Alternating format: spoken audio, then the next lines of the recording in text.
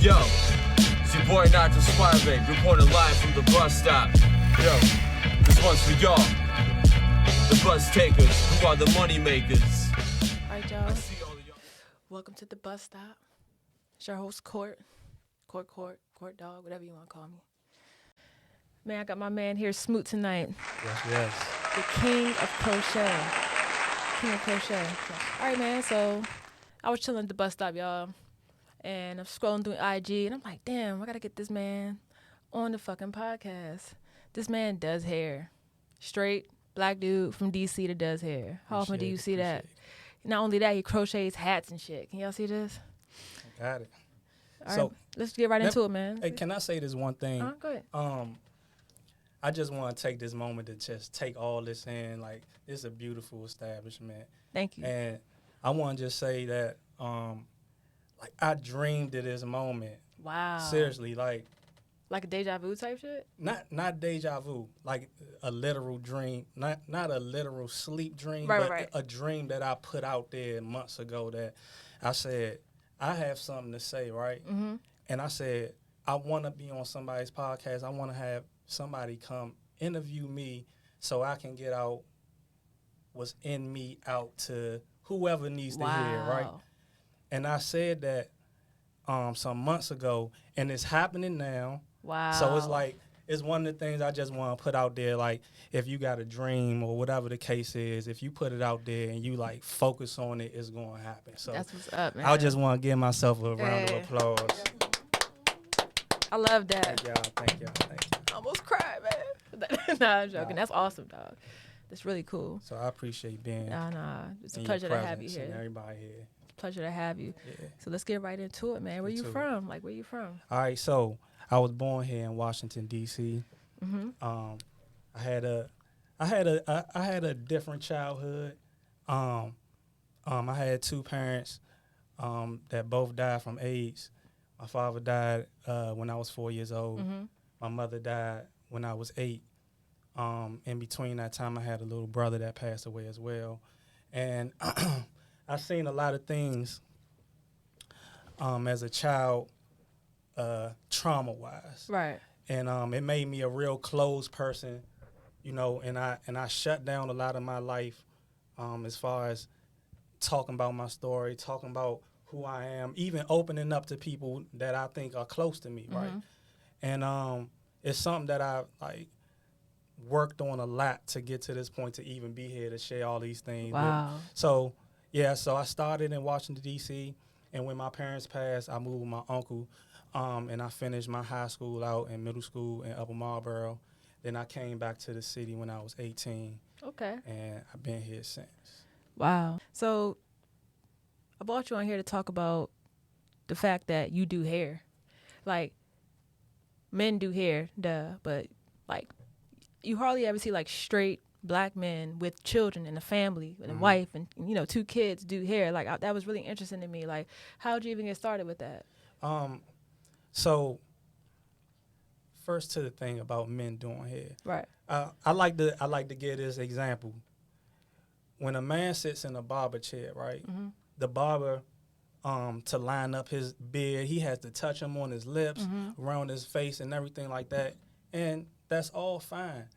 There's nothing. So a man doing locks, it's the same thing. You're grooming a person. Fact. There's nothing sexual about that. Right. You know what I mean? Right. And I just give respect to anybody that does any type of service like that to anybody. So, All right. That's so this is how I started. I started with I had 15 locks in my hair at one point on the top, and I didn't really like the placement of my locks.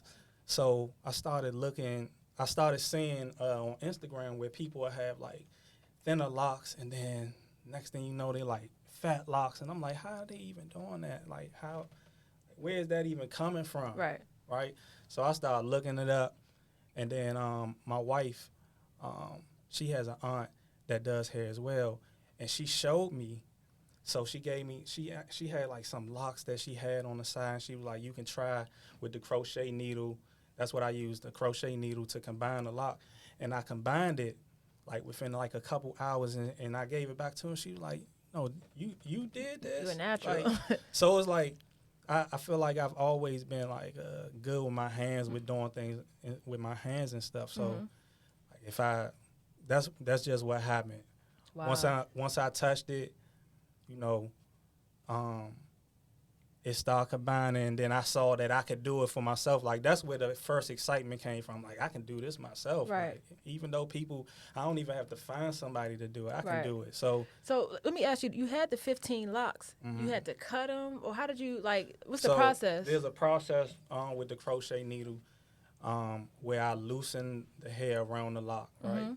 You're loosening the hair, and then you're recombining the hair together to form one lock. Got you. So sometimes people do it with one. Sometimes they want to do it like they want to triple their locks. It depends on how big you want it.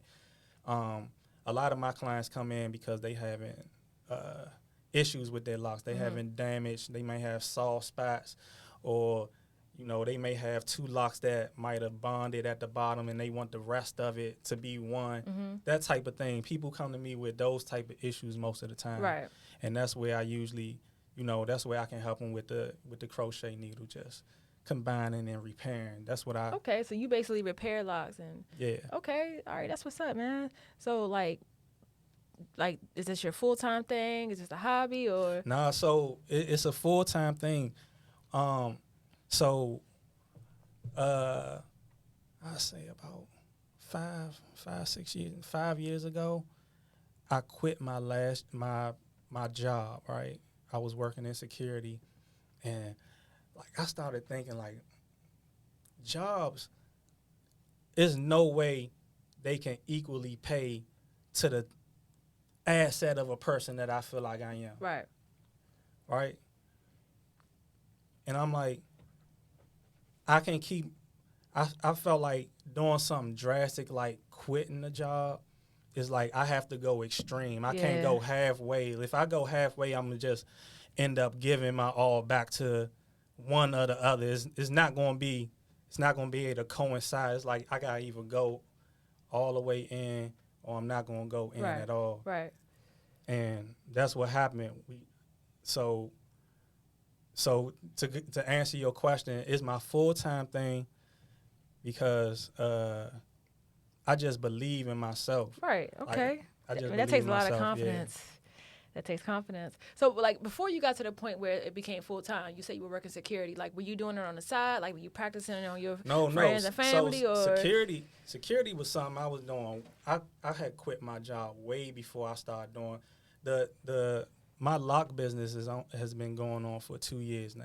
Okay, 2 years. 2 years. So that started like around the pandemic time. Okay. A little bit before the pandemic. Like time. 2020, 2019. Yeah. So did you start practicing on your friends, family, or so like what happened were was, people like? Go ahead. Yeah, when I first learned how to combine that lock, my wife's sister saw it. She had long locks, right? And she like, I want mine's combined. Excuse me one second. She want mine. She like, I want mine's combined before I cut them.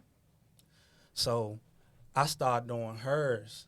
That was my first client, right? And I did hers for free, and it took like 2 weeks. Wow. 2 weeks to do it because this is my first time doing it, so it's like the crochet needle is sharp. I'm poking my fingers. Yeah. You know what I'm saying? It's like I'm just going through it. Like I'm feeling like that was like my school time. Right. To like really get into it and learn what's going on. Right. So I did that, and she plays flag football, right? So she go out with her teammates. They see it. They want theirs combined. That's how I start getting clients. That's how you start getting your clients. Yeah, that's word of mouth. Yeah. Wow. That's how I started. And my whole, like I say, my whole intention was never to have clients. I was doing it for myself. Right. At the beginning. But you realized that other people had a need. Yeah, other people had a need. And you seen some business out of that. Yeah. That's awesome, man. So that's how you got your clients. So like, how does your wife feel about it? I mean, what you do, that's really unconventional for me. You know what I'm saying? I never really see dudes just like, you know what, I crochet. I crochet dreads, you know? So my wife love it because she has locks too now. Okay. So she got a free hairdresser? Yeah, so and I started hers. Okay. And that was the first person, actually, the first person I did instant locks on was my son. Right. I instantly lock his locks first. What does that mean? He had a So, bush or something? So he had loose hair, Okay. you know, just so he was getting like just regular twists and stuff like that. Mm-hmm. And we said we wanted to lock his hair. Mm-hmm. And I'm like, you know, this is a great time to practice this. I've never done it before. Right. But I'm like, I feel like I can do this and his hair look nice, right? Right. So that's what happened. We did it. That took some time, you know, to figure out the aesthetics of it. Right. But we got it down. We did his, and then I ended up doing my wife's sometime, you know, after that. Wow. So are your customers mainly female, male, or how, you know, like how does it go? So I get both, right? I get both. And it's a funny story. One of my male clients came in and he said he was talking to a couple of his buddies and he was like, "What y'all think about, man, a dude doing your hair?" I mean, he telling me this in the chair. He telling me this like, he like, "Man, I don't know." He like, "Man, I think I'm going to still go because like people get their hair cut." Right. I'm like, so I got a good relationship with that dude too, man. Shout out to him. So that's what's for up. even talking about that story with me. That's what's So, up. yeah. Wow. So I mean, So customers just vary. Yeah, it Whoever. varies. It's men, women. You know, I say as of late, I would say it was been more women than men. But Right. some weeks it'll be like, you know, 3 guys, and then it might be 1 woman come in Okay. like that. So how long does the process take? Like, so you crocheting locks, you're combining locks. How long does that process take from start to finish? Like, walk us through the process. Like, somebody's like for me, if I walk in, I'm like, look, I'm gonna get my locks combined. They're damaged. I got some short ones, some brittle ones, and that. How does that? Yeah. So first, I kind of assess their hair first. Mm-hmm. So it's like, Do you charge for consultation? no, I do free consultations, and my consultations are usually on Zoom. Okay. We do the Zoom consultation first. Okay. And that's something we put together just to, you know, get people comfortable before they come in, Right. feel the vibe of how our business is going to go. And we talk about, but when they actually come in, there's still that period where that's still a consultation time because I can actually see their hair at that point. So it's like I'm looking at their hair. Feel how thick it Yeah, is. see if this is like something that we should do or shouldn't do. Okay. Because these are still options that are up in the air. Got you. So we go over that, and then once we get started, what I kind of do first is I section off a person's hair based on how large they want their locks. They want them, you know, this big, that big. We section it off.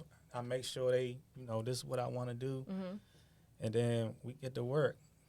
I loosen up the hair, combine it in. We talking. You know, I show them the first one. Say, you know, is this what you want? You want it bigger than this? You want it smaller? Stuff like that. And we going over like, you know, what issues have you had in the past with your hair? Right. You know, oh, you might be having this thin spot right here. Oh, what's going on? You been stressed out about something, or have you been drinking water, or do you put caps on your head at night, or, you know, do you got a lot of, you know, other things going on that could be causing this? Are you taking medication? Right. Stuff like that. I ask stuff like that Right. just to get an idea before I just do something, because sometimes a person might want their hair combined. Right. But the reason they want it done is because there's an issue that they're having with medication they're taking. Man, you like the holistic lock doctor. Yeah. Like you get to the root of the problem. That's awesome, though. Like, you know. Yeah, if I can get to the roots of it, but if I can't, I also tell them, you know, it's nothing I can do for you because this is just. So let me ask you. So have you ever had somebody where you were just like, I can't do anything with it? Like, yeah, like what is that like? Like, look, we can't. So. Cause I know for a lot of people, like for me, I feel like my locks were like a beautiful flower that I grew. You know what I'm saying? So I did shave mine off, but it was like a big thing. You know what I'm saying? And to get rid of all of them, I just can't let go of my little last 10 I got. But it's just like, you know, I'm sure people are really connected to their locks. So have you ever had to like break it to them? Like, look, bro, like how like. Yeah. There was this guy that came in from New York, and when we were talking, he was telling me how the past few people that he's went to, you know, they might have messed up here, messed up there, did something that they shouldn't have done here, and his hair is like real damaged, right? And what he wanted to do was combine them, and like I just came to the conclusion. I'm looking at his hair, and I'm like, you know, the damage that's been done to your hair. It's irreparable. Yeah, you know, you can either stay with it.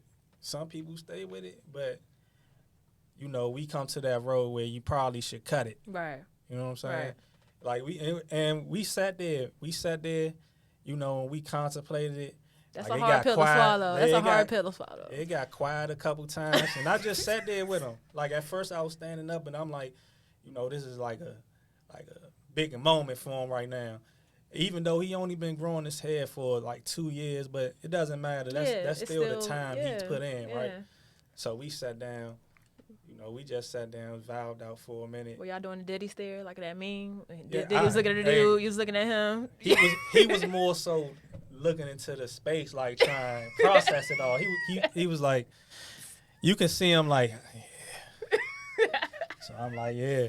That's the point that but sometimes that's the point that it comes to is like, you know, the damage is just too far. Like I'm not into like tricking people. Of course, you know what I'm saying. I'm not just gonna tell them, you know. So yeah, I've had those issues a couple times. Wow, dang. I don't know how I would handle that. Like, yeah. Sometimes you gotta make a decision. You know, and I let them know, you know, hair can always grow back, man. You can always do it again. You know what I'm saying? This time from last time, you don't remember them last 2 years, and it passed, and your hair is here. So, you know, just kind of keep it positive. You gotta console people when you're dealing with issues like that. So I mean, because your hair is your crown. Like people, that's the first thing people see when they see you. So that's some heavy stuff to come to terms with. Like, I gotta get rid of my crown. Like, wow, right. Wow. So man, like you. So are they considered wicks or just crochet locks? Like, what term do you use? So I guess wicks got a wide variety of like definitions. I guess whatever people say. If you got thick locks, you know, that's like more than like the normal side, then people usually call it wicks. So gotcha. Same thing. It's the same process. Gotcha. Whether a person want to combine 4 locks or they want to combine 20, it's the same type of thing. Wow. Okay, man. That's what's up, man. Like I've never like. Wow. So when you crochet them, are you just using the hair itself, or are you using like? Yeah. So my main goal is to use a person's hair. Okay. No foreign objects introduced. So I won't say that I will never use, because there may be moments where a person may need me to use some human hair in their hair sometimes. Got you. But do they bring their own hair when they come, or? Usually we discuss like the hair color they need. Got you. Then I'll go get it during the consultation. Of course, you go over all the. Yeah, we go over that type of stuff. Yeah. So when they come see you in the shop, and when it's time to actually get down to business, like, do you wash it? Like, so with combining the locks, I like for them to come in with their hair already washed, just because it works better. With damp hair, like maneuvering the needle, kind of like more slipping, more accidents happen. Right. Like your skin is softer, so it kind of like tear through your skin and all that type of stuff. So I'd rather their hair be washed a couple days before and dried by the time they come. Couple days. Yeah, but when I'm doing just like crochet retwist and stuff like that, which is one of the other things that I do is I'm kind of like I'm taking the hair around a person's lock that may be loose hair, and I crochet it in to be inside the lock. So that's one of the things I do. I always thought that was interlocking. But so interlocking is actually a person taking the lock and putting it through the base. Got you. Making like loops. It's kind of like knots. Oh, got you. Which is one of the reasons why I turn clients away. If they getting their hair interlocked over years, I can't combine their hair. Got you. As far as like crocheting it, because there's so many knots in the hair at that point. Yeah. Wow. So is there a maintenance aspect after someone comes to you and they get their locks they get their locks done? Is there a maintenance aspect to it? Like how often or like? So what I always tell them, when you manipulate a lock, the lock isn't completely formed back in again. So I always tell the person it's important for them to like kind of palm roll their lock sometimes, you know, in their spare time, or come in just to get the touch up, you know, just to keep it tight as it rebonds back in. Right. So it's just like, you know, if you was to go get a surgery, right? Because you had like, you know, they had to cut you open. You got to have that time where that time heals as well. That's the same way with your head too. Okay. Well, like with maintenance, well, as far as not maintenance, but like, what do you recommend to keep your hair healthy in the meantime? You know what I'm saying? Like, what do you give when your clients come to you after they get their hair done? Do you give any like hair care tips when they leave or? Yeah, I usually tell my clients to definitely keep their hair wrapped. I tell them one of the things, one of the issues that I see sometimes is people come in, their locks are like real flat, right? And a lot of times that comes from washing your hair and then laying down on it before it fully dries. Got you. Like, cause your hair gets soft, but if it gets soft and you laying on it, you know it's gonna flatten out and then it's gonna dry in that form. So I like to tell my clients, if you wash your hair and you're not a type of person that like to go under the dryer, I suggest that you do it like hours before so it can dry. Got you. Before you lay down, that type of thing. Sounds good. Tell people, you know, oil your hair. You know, when you oil it, make sure you getting it all in your scalp, stuff like that. Right. Okay. You know, just tips like that. That's what's up, man. So they call you the Beanie Chef. Yeah. What's that all about? So the Beanie Chef, that's my beanie business. And this came about during the pandemic time as well. Right. And this a good story of how I came to come to that. So I always loved beanies, right? Myself, I love beanies. I guess it's like that's your shit. I love them. Always have, right? But when I go to the stores, they never having like the color I want or the style I want. And I'm like, that means anytime I want something and the store don't have it, I can't have it. I'm like, that don't make sense. Right. I mean, like, there's ways to do this. Right. Like, so my wife is a painter and she'll go to Michael's all the time, and I'll just be walking in a yarn session. I'm like, if I can learn how to do this, man, I make a cut in that color. I make that color. I make that color. And then what was it? It might have been an anniversary or something. My wife bought me this. She bought me this whole kit to show you how to make the beanies, right? Wow. And then I made one, and I wore it on Instagram. And people like, oh, you made it? You sell those? Yes. Yes, I do. I wasn't selling nothing. My whole goal was to make my own self hats. Right. That's the whole. And I want to say something like I remember people like in business always say, do something. If you ever do business, do something that you would do for free. Right. And I ain't never really understand that, because it's like, I mean, what kind of stuff would you do for free? I don't know. Right. Like, help somebody take out their trash. I don't know. But then I started realizing stuff like this. Yeah. I'm like, I would have made 100 beanies for myself, just because I want them. Right. So why not make them for everybody else that wanted too? Exactly. So that's how that happened. Like, I put it on Instagram that one time, and then the orders started coming in. And then from there, I learned that Instagram is free commercials. It's like before you had to have thousands of dollars just for other people to see your stuff. Or you had to have hundreds of dollars just to put it in the newspaper that people may or may not read. Right.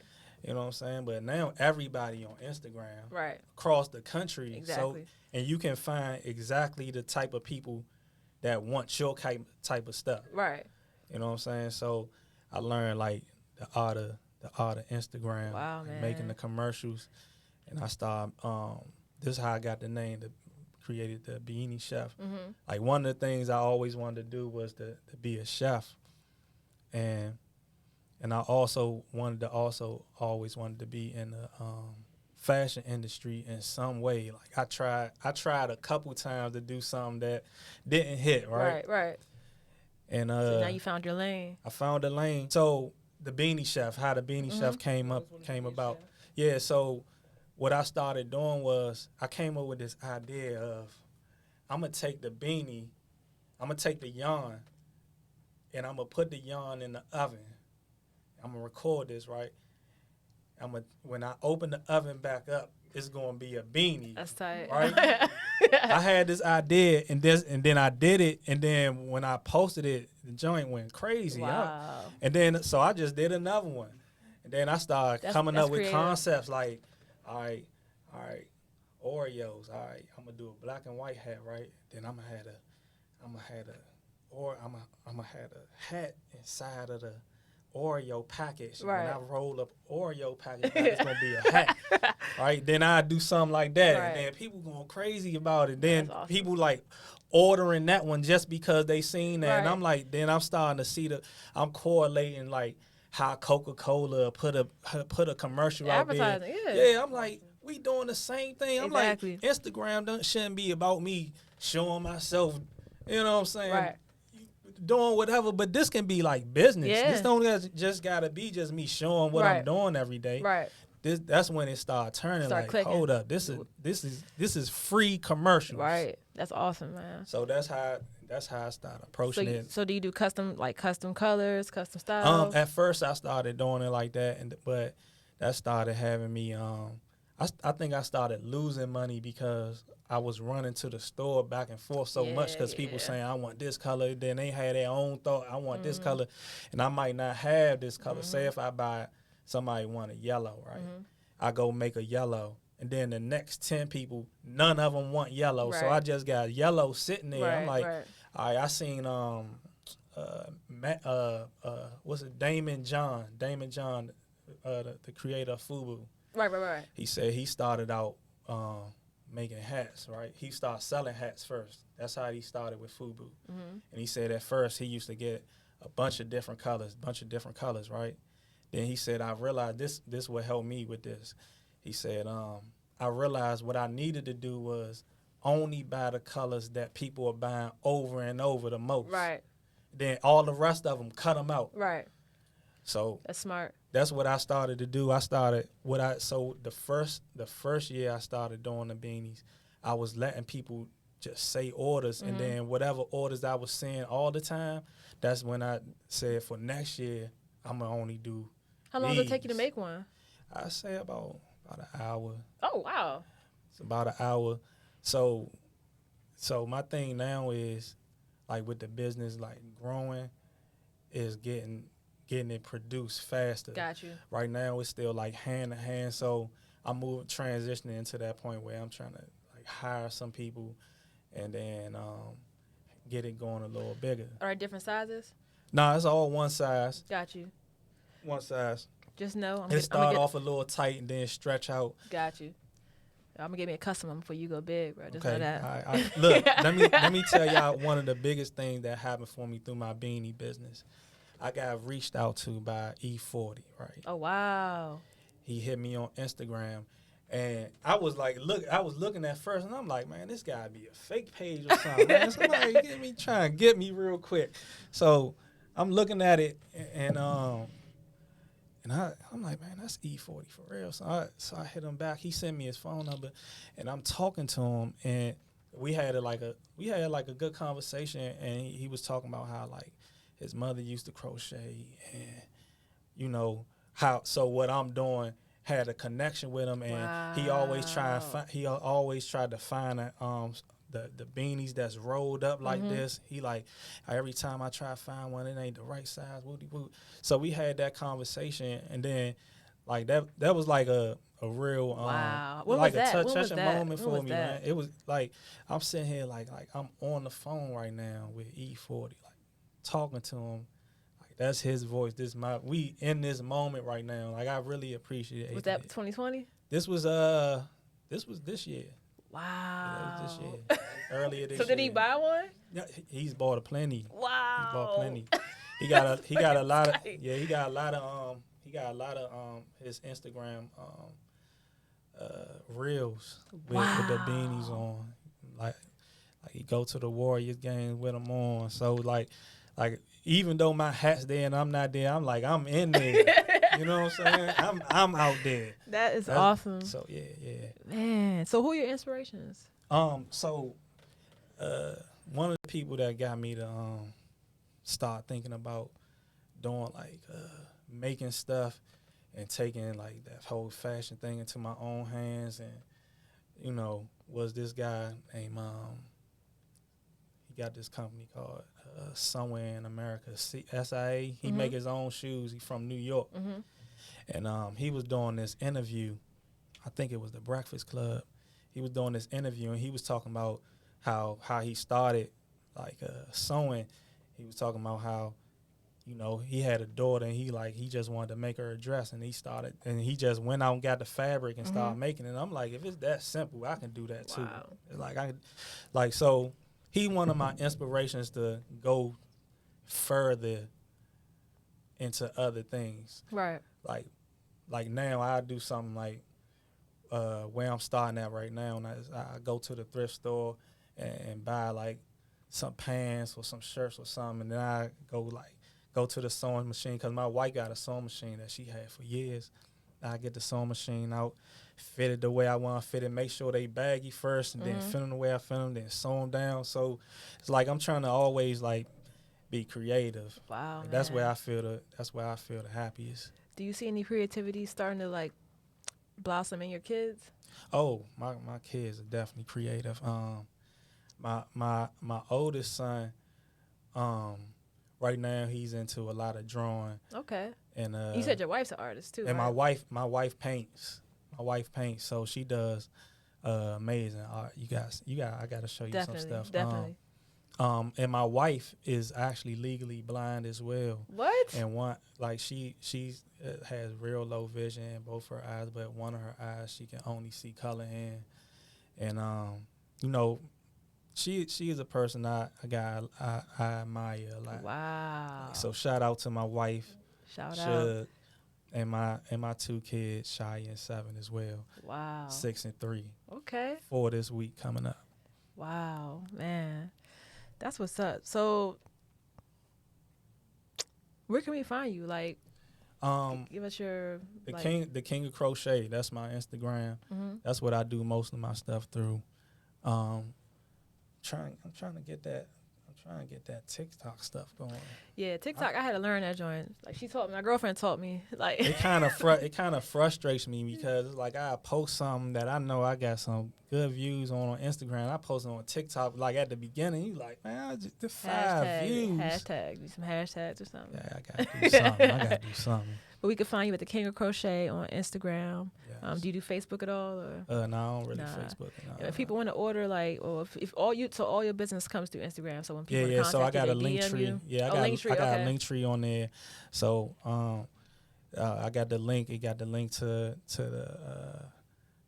make your appointments, to making the consultations, to buying the beanies, to taking the classes. So I do the classes as well, where I'm teaching. So one of the things that I always wanted to do is, like, I'm not a person that's trying to make all the money. You know what I'm saying? At the end of the day, I think it's better to teach people. Right. Teach people, like, whatever you know, teach people. So that's admirable. I'm like, I don't like, there's no way I can get everybody. Right.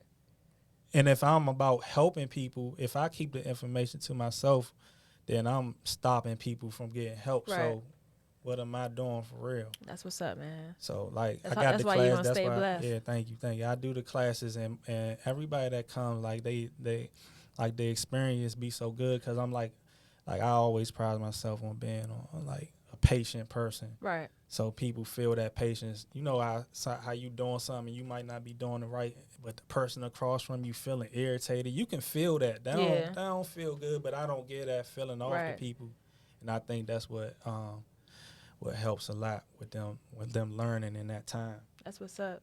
So King of Crochet, y'all gotta check this man out. Get this man some business.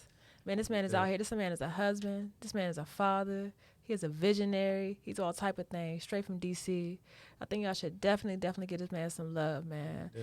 Spread love, spread peace, power, beanies, and all that shit. I really appreciate really appreciate you coming onto this podcast, man. You Thank dropped you, some thank jewels you, too. thank You want you, to thank leave you. us with a word? You know what? I really like the fact that you told people to follow their dreams earlier. Leave us Yeah. with a word, man. Like, Oh yeah, definitely.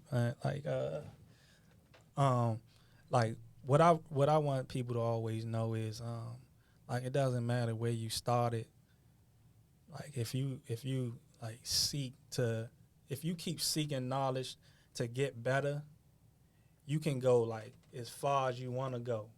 Like I feel like everybody should know that, because like if you ask people that knew me from when I was younger, they would never believe I'd be sitting here. Like people didn't even know I talked a lot of times. That and all that was like defense mechanisms from childhood trauma. Mm-hmm. So that's something we always gotta try to heal, that childhood trauma, so you can like really flourish in your later times. right. Like where I feel like I am right now, definitely always got some more work to do. Right. Did you? Was there any therapy in there, or Therapy, just like self therapy, self help? So my wife has her degree in psychology, right? So she be doing little tests on me all the time. So I say like in between listening to a lot of people, a lot of different podcasts, like I listen to this lady named Dr. Caroline Leaf, and she's a metaphysicist or something like that.